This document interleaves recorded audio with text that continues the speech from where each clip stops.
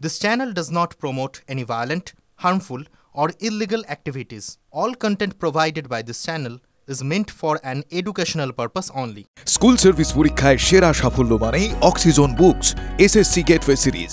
যোগ্য শিক্ষক শিক্ষিকা অধিকার মঞ্চের তরফ থেকে আজকে নবান্ন অভিযানে ডাক দেওয়া হয়েছে। ঘড়ির কাঁটা এই মুহূর্তে 12টা 20 লাইভ ছবি দেখবো। সুপ্রিয় দেখাবে। সুপ্রিয়, কি ছবি?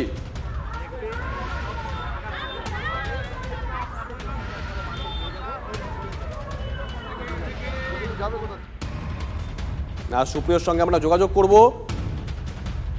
লক্ষ্য যখন স্কুল সার্ভিস, সঙ্গে আছে গেটওয়ে সিরিজ, অক্সিজন বুকস। গত সপ্তাহে নবান্ন অভিযানে ডাক দিয়েছিলেন নন টিচিং স্টাফ যারা আছেন, মানে শিক্ষাকর্মী যারা আছেন তারা। আজকে শিক্ষক শিক্ষিকারা, তাদের মূলত দুটো দাবি: এক, যোগ্য এবং অযোগ্যদের তালিকা প্রকাশ করতে হবে, আর দুই, রিভিউ পিটিশনের মাধ্যমে হারানো চাকরি তাদেরকে ফিরিয়ে দিতে হবে। আজকে এই মিছিলে ডাক দিয়েছেন শিক্ষক শিক্ষিকারা, অর্থাৎ যোগ্য শিক্ষক শিক্ষিকা অধিকার মঞ্চ। নবান্ন চত্বরে বিশাল সংখ্যক পুলিশ মোতায়েন করা হয়েছে। এই মুহূর্তে 12টা 22। সুপ্রিয়, লাইভ ছবি দেখাও।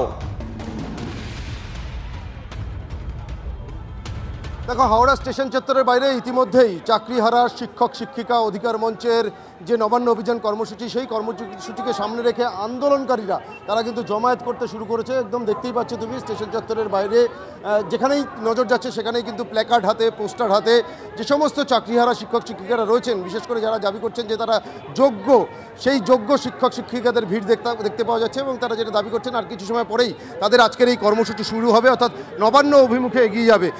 আমরা এখানে অনেককেই দেখতে পাচ্ছি, তাদের সঙ্গে এক এক করে কথা বলবো, কিন্তু তার আগে এই মিছিলকে কেন্দ্র করে কড়া পুলিশি নিরাপত্তারও কিন্তু ব্যবস্থা করা হয়েছে। শুধুমাত্র এই হাওড়া স্টেশন চত্বরের বাইরে নয়, তার পাশাপাশি আশপাশের নবান্নকে কেন্দ্র করে আশপাশের যে সমস্ত রাস্তাগুলো রয়েছে সব জায়গাতেই কিন্তু কড়া পুলিশি নিরাপত্তার বন্দোবস্ত রয়েছে। লোহার গার্ডরেল দিয়ে ব্যারিকেড তৈরি করা হয়েছে, জল কামান প্রস্তুত রাখা হয়েছে, র্যাব থেকে শুরু করে বিভিন্ন। কথা বলো না, মানে যেখানে পুলিশ আটকে দেবে ওনারা কি ওখানেই বসে পড়বেন নাকি ফিরে আসবেন? মানে কি কর্মসূচি কি নিয়েছেন এখনো পর্যন্ত? এর আগে দেখেছিলাম তো বিকাশ ভবনের সামনে রাতভর বসেছিলেন বৃষ্টিকে উপেক্ষা করেই। দেখো, আজকের এই কর্মসূচিকে কেন্দ্র করে কি পদক্ষেপ নেওয়া হবে সেটা একদম সরাসরি আমরা সুমনকে দেখতে পাচ্ছি এখানে। সুমন, পুলিশের ঘেরাটোপ আমরা দেখতে পাচ্ছি, চারিদিকে বিশাল সংখ্যায় পুলিশ মোতায়েন করা হয়েছে। পুলিশ আটকালে কি পদক্ষেপ হবে? পুলিশ আটকালে তখন দেখবেন, বাধা দিলে প্রতিরোধ হবে, এগোবো।